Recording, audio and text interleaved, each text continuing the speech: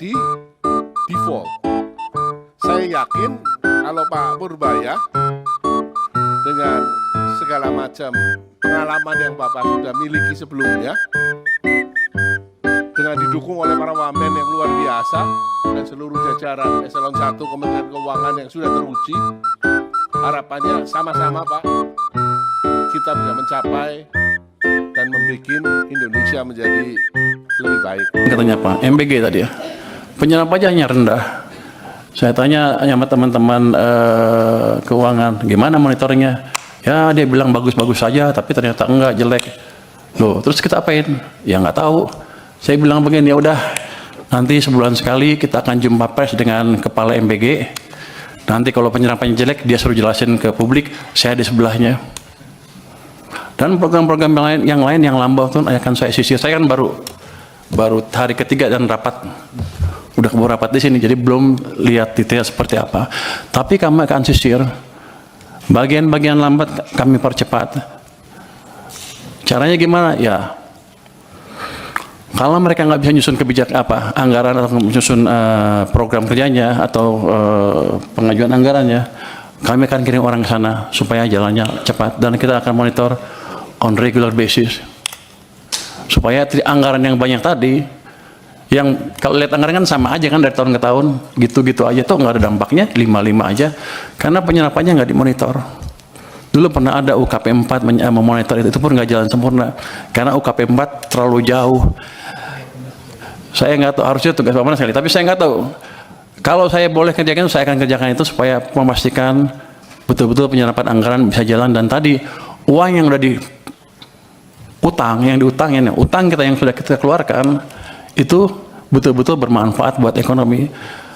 Dari situ kalau kenapa saya tadi bisa 6%? Si Purbaya sok tahu katanya bisa 6%. Orang-orang bilang sok tahu loh katanya. Di luar bilang gitu, sok pinter. Saya bilang kamu sombong katanya. Tapi ini udah berdasarkan pengalaman selama ini. Kalau saya balikkan, saya lihat aja zamannya Pak SBY 6% private. Zaman Jokowi pemerintah 5. Kalau kita gabungkan gimana? Pasti di atas itu. Itu adalah langkah simpel saja yang jangka mungkin nggak terlalu panjang untuk bisa kita lihat dampaknya. Mungkin nggak secepat 6,5, 6,7 saya bilang, tapi gerakan ke arah sana sudah terbuka lebar kalau kita biarkan private sector bekerja. Jadi gini, saya termasuk yang percaya bahwa agen-agen ekonomi itu mempunyai otak sendiri. Daripada pemerintah nggak mungkin mengontrol semua agen ekonomi untuk berjalan, tapi saya ciptakan kondisi di mana mereka berpikir dan berjalan dan bisa tumbuh, bisa berbisnis dengan situasi yang ada. Itu yang ingin kita ciptakan.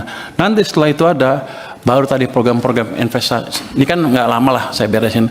Nanti setelah itu tadi yang di bottlenecking akan kita kerjakan Pak Hekal untuk investasi. Saya dulu pernah jadi, saya nggak tahu boleh nggak gitu Kemenkuan. Nanti saya bentuk tim aja di Kemenkeu. Saya dulu pernah menjadi wakil ketua tim di bottlenecking di zaman pemerintah sebelumnya. Ketuanya pada waktu itu Pak Yasona Lawli dengan beberapa Kemenko.